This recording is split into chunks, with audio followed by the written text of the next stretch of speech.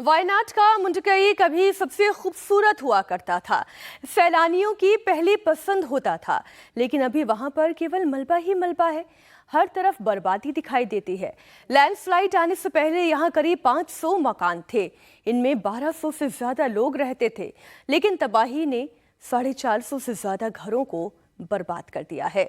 अब मुश्किल 40 से 50 घर ही यहाँ पर बाकी हैं और वो भी रहने लायक की स्थिति में नहीं है।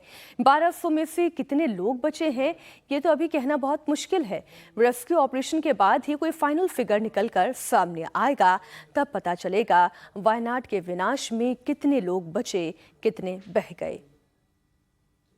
वायनाड लैंडस्लाइड में मौत का आंकड़ा हर घंटे बढ़ता जा रहा है। तकरीबन 2.5 से 3 किलोमीटर तक की चढ़ाई करने के बाद हम फिलहाल पहुंचे हैं मुंडकई टाउन में। यहाँ पर आप तबाही का मंजर देख सकते हैं। आपको अंदाज़ा लग जाएगा कि इस मौत के लैंडस्लाइड ने किस तरह यहाँ पर तबाही मचाई थी। आप देखिए किस तरह से ये कह रहे हैं कि मेन रोड है मुंडकई टाउन का और घरों से निकली हुई गाड़ियाँ जो है यहाँ पर आपको क्षतिग्रस्त अवस्था में नज़र आ रही हैं। ये जीप, इसकी हालत देखकर आप अंदाज़ा लगा सकते हैं कि कितनी बड़ी चोट यहाँ पर लोगों को हुई होगी इस आपदा, इस त्रासदी से। यहाँ पर कई सारी बाइक्स जो हैं वो यहाँ पर मलबे में दबी हुई नज़र आ रही हैं। कुल मिलाकर देखा जाए तो इस इलाके को आप देखिए, यहाँ पर आपको जो राइट हैंड साइड है कैमरामैन किरण का, अगर आप उस तरफ उसको पैन करेंगे तो आपको पता चलेगा कि ये पूरा जो इलाका है अब यहाँ पर मैदान में बदल गया है। यहाँ पर पानी की एक जो धार अब पहले से कम हो गई है। जब ये जलजला आया था तब ये धार पूरे फोर्स के साथ इस टाउन को अपने साथ बहा कर ले गई थी। इस मैदान में जो जगह आपको अभी खाली नज़र आ रही है, जहाँ पर पत्थर बाउल्डर नज़र आ रहे हैं, वहाँ पर रिहायशी मकान होते थे। जहाँ पर मैं फ़िलहाल खड़ा हूँ, ये भी ऐसा लगता है कि इस स्ट्रक्चर की बनावट को देखकर ऐसा लगता है कि मैं भी किसी सड़क के किनारे बने एक मकान की नींव के ऊपर खड़ा हूँ, क्योंकि ये जो मकान है ये पूरी तरह से यहाँ सर पत्थरों से टूटने के बाद पानी के सैलाब में बह गया। ऐसा लगता है यहाँ पर जहाँ पर भी आप नज़र दौड़ाएं, बहुत मुश्किल, बहुत ज़्यादा चैलेंजिंग टास्क रेस्क्यू टीम के लिए भी है, क्योंकि यहाँ तक की एक्सेसिबिलिटी जो थी वो भी बहुत ज़्यादा प्रॉब्लमेटिक थी। चूरलमला और मुंडकई को जोड़ने वाला ब्रिज था वो कम्प्लीटली टूट चुका था। उसके बाद में वहाँ पर एक टेम्परेरी ब्रिज अब बनाया गया है, जिसकी वजह से रेस्क्यू टीम के लोग यहाँ पर पहुँच पा रहे हैं। आप देखिए, जहाँ पर भी आपकी नज़र जाएगी यहाँ पर बर्बादी का मंजर नज़र आता है। पहली बार रेस्क्यू टीम यहाँ पर पहुँच पाई हैं, ऐसे में धीरे धीरे वो आगे बढ़ते हुए दूसरे मकानों को ढूंढ रहे हैं, खंगाल रहे हैं। तो हो सकता है कि मौत का आंकड़ा जो है वो और भी बढ़े। लेकिन फ़िलहाल जिस जगह पर जो मुवत्तनपुरा, जो जहाँ से मेन एपिक सेंटर था इस पूरे लैंडस्लाइड का, वहाँ से देखिए आप, बहुत मिस्ट की वजह से आपको शायद तस्वीरें साफ नज़र नहीं आए, लेकिन एक अंदाज़ा ज़रूर हम लगा सकते हैं कि किस तरह से जो पहाड़ वहाँ से दरका, वो तकरीबन वहाँ से 2 किलोमीटर दूर इस मुंडकई टाउन में यहाँ पर पहुँचा और उसके बाद जो कहर उसने बरपाया है, वो ये जो निशान है यहाँ पर बर्बादी के, उस कहर की गवाही देते हुए यहाँ पर नज़र आ रहे हैं। यहाँ पर जहाँ पर भी नज़र हम दौड़ा रहे हैं वहाँ पर सिर्फ तबाही और बर्बादी नज़र आ रही है।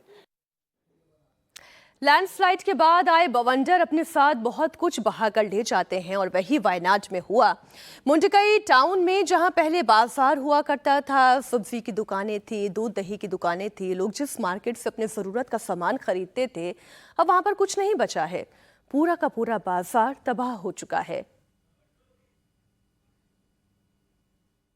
मुंडकई टाउन के एक बाज़ार में मैं फ़िलहाल खड़ा हूं और यहाँ पर जो तस्वीरें हैं वो वाकई में बहुत ही डराने वाली है। ये पूरा का पूरा बाज़ार इस लैंडस्लाइड की जद में पूरी तरह से बर्बाद हो गया है। आप देखिए, जो पहला इमारत यहाँ पर नज़र आ रहा है जो पूरी तरह से अभी क्षतिग्रस्त हो रखा है, यहाँ पर ऊपर ऐसा लगता है कि 2 कमरे बने हुए हैं और नीचे जो आपको ये स्ट्रक्चर नज़र आ रहा है जो अभी पूरी तरह से टूटा हुआ है, ये स्ट्रक्चर जो है यहाँ पर लगता है कि एक दुकान रही होगी। यहाँ पर आप देख सकते हैं कि इस शेल्फ में हमें सब्जियाँ भी दिख रही है। ये दुकान सब्जी की रही होगी। और उसके बाद यहाँ पर आप देखिए किस तरह से एक मोटरसाइकिल जो है वो किस तरह से पूरी तरह यहाँ पर टूटकर क्षतिग्रस्त हो गई है, उसका नामो निशान भी नज़र नहीं आ रहा है। ये बर्बादी की कहानी इस सैलाब की वजह से यहाँ पर है। अगर हम दूसरी तरफ देखें तो यहाँ पर देखिए ये भी एक छोटी सी दुकान लगती है। यहाँ पर भी बहुत सारे शैम्पू के शैसे जो हैं वो यहाँ पर लटके हुए नज़र आ रहे हैं। तो ये पहला बाज़ार कह सकते हैं। जैसे ही हम चूरलमला की उस नदी को पार करते हुए तकरीबन 2.5 से 3 किलोमीटर पैदल दूरी तय करने के बाद मुंडकई टाउन में पहुँचे।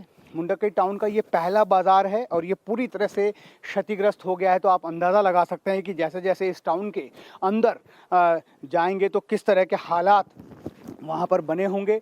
आप हर जगह ऐसे बड़े बड़े पेड़ यहाँ पर देख सकते हैं। ये पेड़ उस लैंडस्लाइड के साथ कट कर पत्थरों से टूटने के बाद बहते हुए यहाँ पर नज़र आए। अगर हम इस जगह की बात कर लें तो देखिए ये मकान यहाँ पर किसी का रहा होगा ऐसा लगता है, क्योंकि जो सामान यहाँ पर इस पानी के बहाव के साथ घर से बाहर टूट कर बिखर कर गिरा हुआ है, उससे आप अंदाज़ा लगा सकते हैं। यहाँ पर देखिए एक पलंग जो है वो यहाँ पर आपको नज़र आ रहा होगा। सोफ़ा जो है वो वहाँ पर उल्टा पड़ा हुआ नज़र आ रहा है। एक बेंच है जो लोग शायद बाहर चाय वाय पीने के लिए बैठते थे, वो बेंच जो है पूरी तरह से यहाँ पर टूटा हुआ नज़र आ रहा है। जालियाँ यहाँ पर लगी हुई है क्योंकि पास में एक छोटा सा बरसाती नाला बहता है, इस वजह से शायद पानी के कटाव को रोकने के लिए ये जालियाँ यहाँ पर बनाई गई होंगी। लेकिन इस सैलाब का, इस लैंडस्लाइड का जो पैमाना था वो इतना ज़्यादा था कि ये सारी जो कंक्रीट के जितने भी इमारतें यहाँ पर है वो यहाँ पर पत्तों की तरह ढह गई। तो आप अंदाज़ा लगा सकते हैं कि नुकसान जो है वो कितना बड़ा है। यहाँ पर अभी भी रेस्क्यू टीम्स लगातार उन जगहों पर जाने की कोशिश कर रही है जहाँ तक अभी तक नहीं पहुँचा जा सका है। ये टाउन बहुत बड़ा है। यहाँ पर जो स्थानीय लोग हैं वो हमें बताते हैं कि वोटरों की संख्या तकरीबन 3,000 है। तो अंदाज़ा लगाया जा सकता है कि पॉपुलेशन जो है कम से कम 8 से 9,000 की होगी। सोचिए सर, 8 से 9,000 की पॉपुलेशन और उनके ऊपर इतनी बड़ी गाज आकर गिरी। वायनाड में इतनी बड़ी तबाही आएगी इसकी भविष्यवाणी ऐसा है कि पहले से की गई थी। ये नहीं था कि लोगों को इस बारे में इतला नहीं दी गई थी, लेकिन हाँ, सरकार के पास ये इंफॉर्मेशन पहुंचा दी गई थी। EWS इसके लिए यानी कि अर्ली वार्निंग सिस्टम के जरिए ये नोटिस जारी कर दिया गया था। लेकिन केरल की सरकार ने उस वार्निंग को समझा ही नहीं, उस पर फोकस ही नहीं किया। ध्यान दिया होता तो शायद आज ये स्थिति नहीं आती, 200 से ज़्यादा लोगों की जानें नहीं जाती। आखिर ये EWS यानी कि अर्ली वार्निंग सिस्टम है क्या, जिसे केरल सरकार ने इग्नोर कर दिया, वो थोड़ा आपको समझा दें। 7 दिन पहले दरअसल इसी अर्ली वार्निंग सिस्टम के जरिए चक्रवात, लैंडस्लाइड, भारी बारिश या वज्रपात की वार्निंग दी जाती है। यानी कि पहले से ही ये जानकारी जुटाई जाती है कि ये घटना घट सकती है। अब इसका जो एस्टिमेट लगाया जाता है वो उससे ज़्यादा भी हो सकता है, मतलब वार्निंग जो दी गई है उससे ज़्यादा बड़ा भी हो सकता है, लेकिन वार्निंग का मतलब है कि ऐसा कुछ होने वाला है। अब ये क्या क्या अलर्ट करता है वो मैं आपको बता दूं। 7 दिन पहले ही EWS ये बता देता है कि सुनामी आ सकती है, भारी बारिश होगी, चक्रवात होगा, लैंडस्लाइड होगा या फिर बाढ़ आएगी, बादल फटने का अलर्ट दिया जाता है। ये सिस्टम 1 हफ्ते पहले ही ये बता देता है कि कहां पर क्या होने जा रहा है, ताकि खतरे को देखते हुए लोग सुरक्षित जगहों पर पहले ही शरण ले लें। इस सिस्टम का फायदा ये होता है कि 24 घंटे पहले भी अगर प्रशासन एक्टिव हो जाए तो नुकसान को 30% तक कम किया जा सकता है। लेकिन केरल सरकार ने इस वार्निंग अलर्ट को इग्नोर कर दिया। 7 दिन पहले ही जहां वार्निंग दे दी गई थी वहां पर 8 से 9,000 तक की रिहाइश वाले गांव में यह अलर्ट पहुंचा ही नहीं। अर्ली वार्निंग सिस्टम ने लैंडस्लाइड की वार्निंग दी थी।